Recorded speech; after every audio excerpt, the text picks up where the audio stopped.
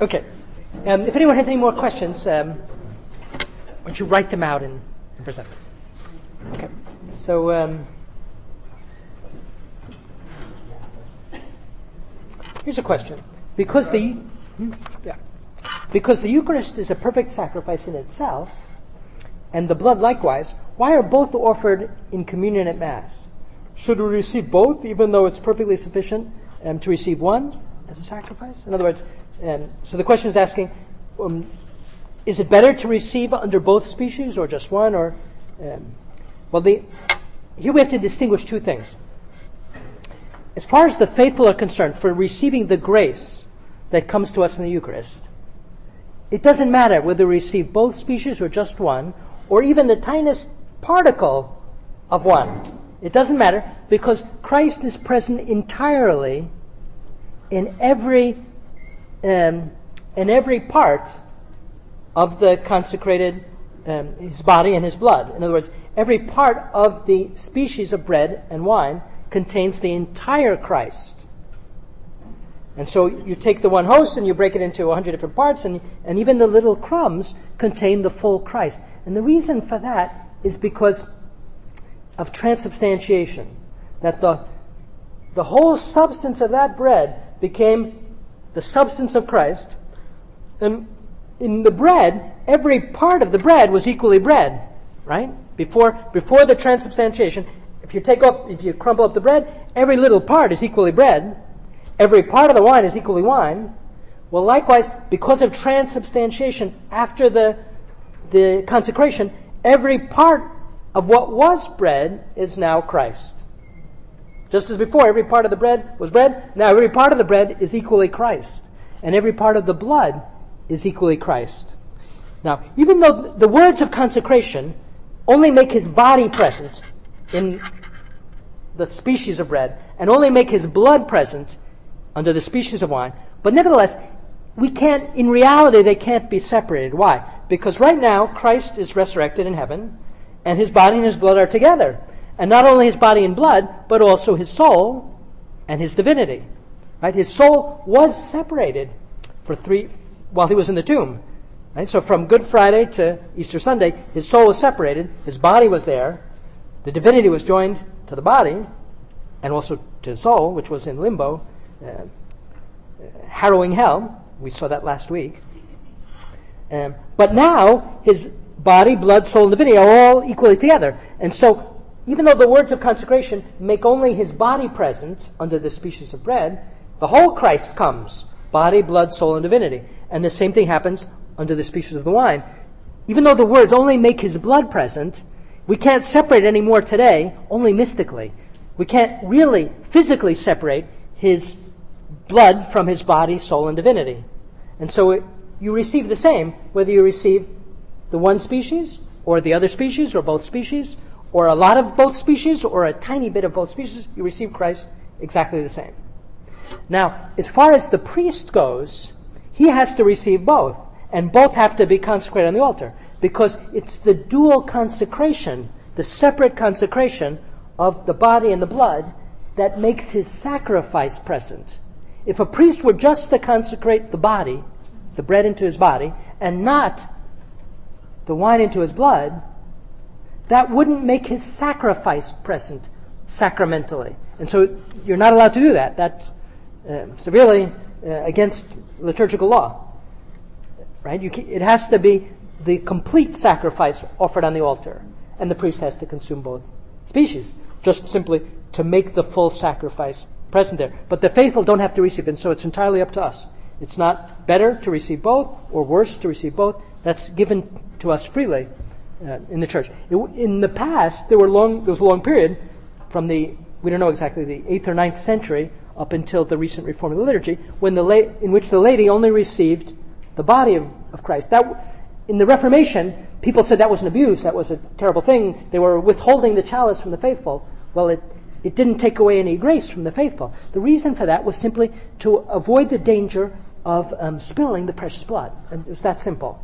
It was just a practical question to avoid the profaning the precious blood by spilling, which sometimes happens, and I've witnessed it, and churches. So that's the reason. And the church, that's a prudential judgment. The church decided to reserve it for the priest, and now it's extended also to the laity, and so we have freedom in that matter. Okay? Another question. Does the participation in one Mass provide more grace than the total prayers offered in a lifetime of a person? And here, I think it depends on how we participate in Mass. In other words, a devout participation in Mass, yes, that's the best thing that we can do. And that makes sense, because everything else being equal. In other words, if I could go to Mass, or if I could, do some other devotion, going to Mass is objectively gives more grace. And the reason for that is because you're being present at the sacrifice of Calvary. And that's the center of the world. So objectively, that's the best thing. But nevertheless, there are times in which something else might be more fitting for us, for whatever reason. Yeah. But the key thing is that it makes a great deal of difference how we participate in Mass. If we participate by deeply entering into the mystery, we get obviously much more grace than if we participate superficially.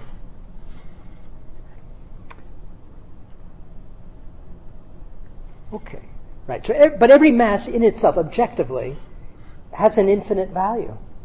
It has the infinite value of the sacrifice of Calvary. Whereas our other acts have only a finite value. Our own, that value would be from our own merits. Whereas the Mass has the merits of Jesus Christ and the whole church with him. And so, objectively, that's the greater thing. If the Eucharist is the only sacrifice of the church, what are all the other sacrifices we're called to make by the church as we did in Lent? That's a good question. Right. The Eucharist is the sacrifice of Christ. It's the perfect sacrifice. It's the one liturgical sacrifice of the church. Nevertheless, our own lives, we're called to make our life a sacrifice as a whole. And what does that mean? To live it for God. In other words, if my life as a whole becomes a sacrifice, if I offer my life to God as a pleasing oblation to him. In other words, if I try to follow his will, if I try to conform my life to God's will, then my whole life becomes a sacrifice pleasing to him. If I try to seek his glory in all things, and St. Paul tells us many places, you're no longer yours. After you've been baptized, you've died with Christ, and you've risen, as it were, with Christ, and so your life now belongs to him. And so he then exhorts us, live in the knowledge that you're no longer yours, but you belong to God. And that way our whole life becomes a sacrifice. And then, of course, we're supposed to offer individual sacrifices by offering, first of all, the sacrifice of our heart in sorrow for our sins, so contrition, and then to make interior offerings of praise, thanksgiving, love, charity, and then every act of charity, every suffering that we offer up, all of these things, both also the joys of life we can offer as a sacrifice. In other words, nothing is excluded from the spiritual sacrifices that we can offer together with the Eucharist. But the point is this, that the sacrifices of our life have value together with Christ's sacrifice, that they couldn't have just separated by themselves. Right? That's the great privilege that Christ gives us, is to be able to insert our sacrifices of our life and also our joys and all the little acts together with Christ's life in the Eucharist. Right? And that's what it means to live the Eucharist, to have Eucharistic devotion.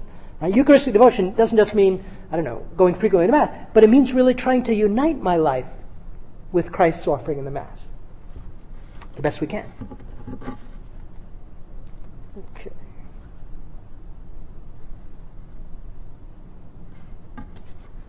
Does the early church or Jewish Christians ever make a connection between the lost Ark of the Covenant and the discovered Christ as the new covenant? And I suppose that means Christ discovered in the temple after 3 days? Or I'm not sure what the meaning of the question is there. But, well, yes, certainly. The Christian tradition sees Christ as the new covenant, and therefore Mary as the Ark of the new covenant.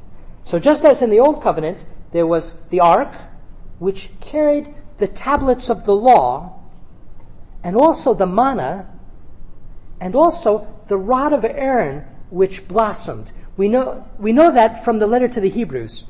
It's interesting, because that was lost. The Ark of the Covenant, which was commanded by God to Moses, Moses set up, and then was conserved, was carried, before the building of the temple, was carried in different places. It was present with the judges, and it was lost. It was lost to the Philistines because they brought the Ark of the Covenant into a battle, and they lost the battle, and the Ark was taken and was put in the temple of the false gods. And the false gods fell over, but nevertheless it was out of the hands of Israel for a long time, period.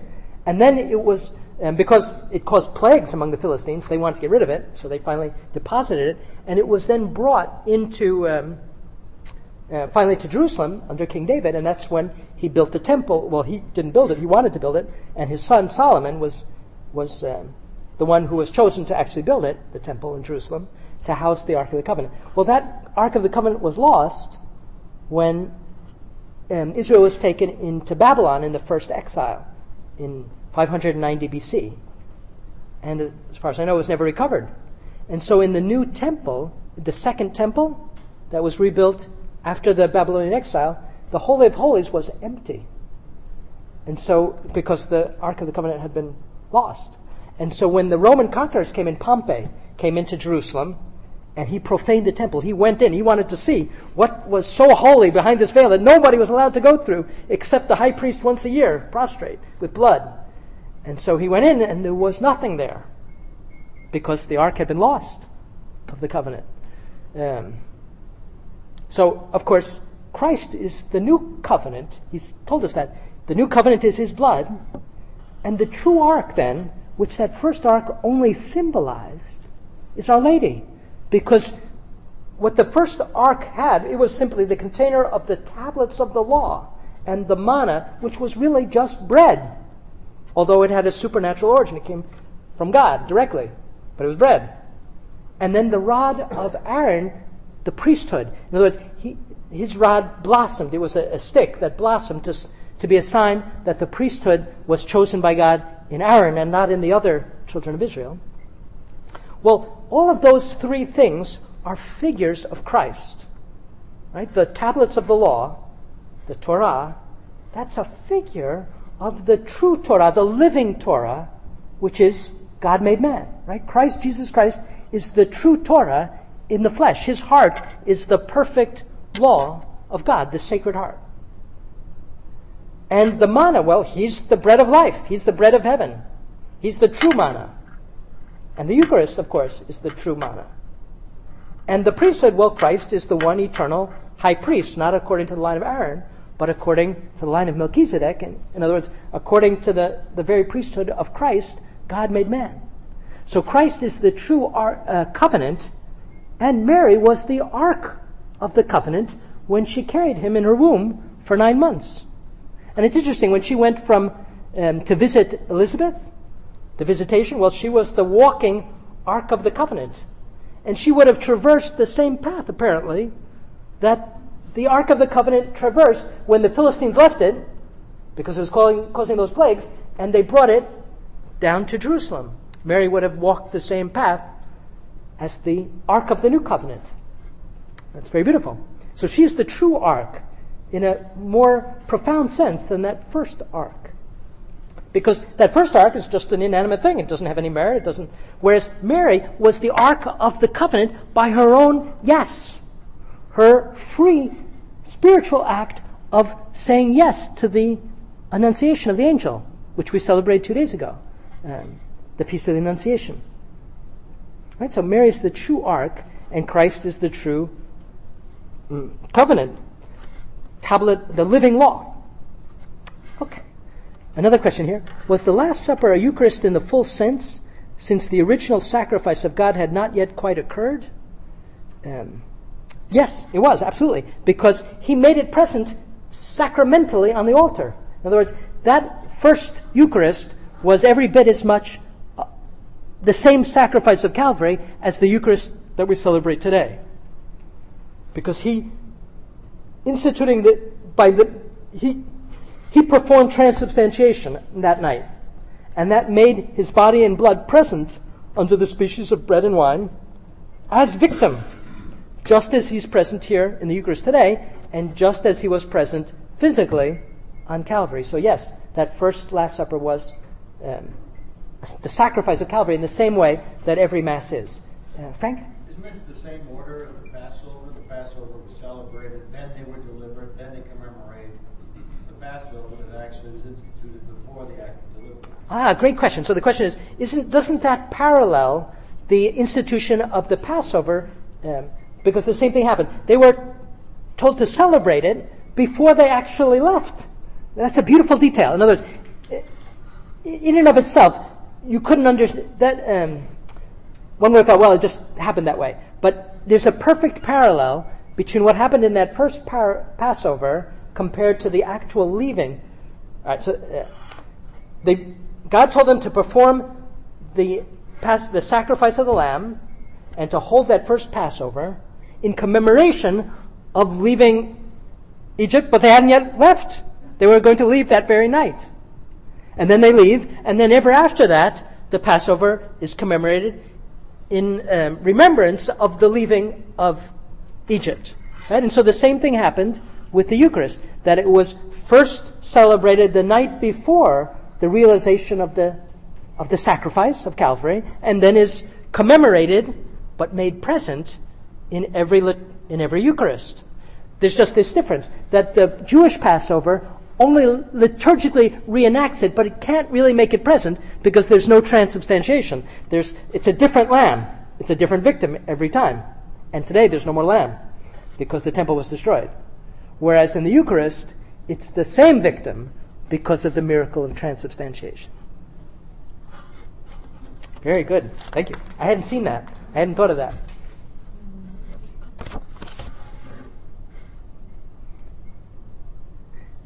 Can you speak about the grace that is distributed at Mass during the consecration? I thought it was a special moment of grace. Yes, exactly, sure. The consecration, the moment in which Christ becomes present on the altar in his body and his blood. Absolutely, that's a special moment, because that's the moment in which the sacrifice of Calvary is made present here in our world today. So that moment has a very special value. And sometimes we're distracted and we miss it. Or at least that happens to me. And I reckon, oh my goodness, I just missed the consecration. Well, what should we do? Well, then we can still offer it. We can still offer it because he's still present there. But nevertheless, that moment has a special value.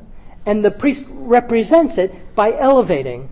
That's the purpose of the elevation. To call attention of the faithful to that special grace in which the sacrifice is made present. We used to live in Rome for a while, and we would go to St. Peter's for Mass early in the morning. And in St. Peter's, it's a beautiful thing that if you go there at 7 in the morning, from 7 to 8, there are all these side chapels, all these side altars, and there are priests, maybe 50 priests, celebrating Mass all at the same time in all of these side chapels. And so you can be celebrating one, and then you look up and you see the elevation of the host. You see the consecration happening all around you. It's beautiful, right, to see that all of that same sacrifice yet made present here and there and there. Yes, it's definitely a special moment of grace. But nevertheless, we can still, even though we're not present, we can always make a spiritual communion, and we can commemorate spiritually that moment in which Christ became present on the altar. And we can do that at different times during the day. We can make ourselves spiritually present at Christ's offering of the Eucharist. He's being offered at all the times of the day in different parts of the world. And we can also ask to spiritually receive him in communion, even though we can't receive him physically for whatever reason. Okay, one last question here. Do you see a parallel between the blood being sprinkled on the Israelites as a sign of the covenant renewal and the gospel reference in St. Matthew, may his blood be upon us and upon our children? There seems to be more here than meets the eye. That's a great question. So the question is referring to actually a seemingly terrible reference in the Gospel of Matthew. It's when the people are Christ is before Pilate, and the people shout out, "Crucify him!" And then they also, "May his blood be upon us and upon our children." Now, when we, for those of you who are present in Holy Week, when we read the Gospel in Holy Week, who shouts out those lines?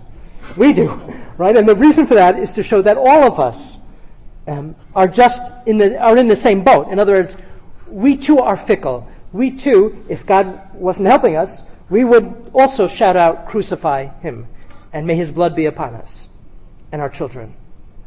But this puts a different light on it. In other words, Christ's blood being upon one, is that a good thing or a bad?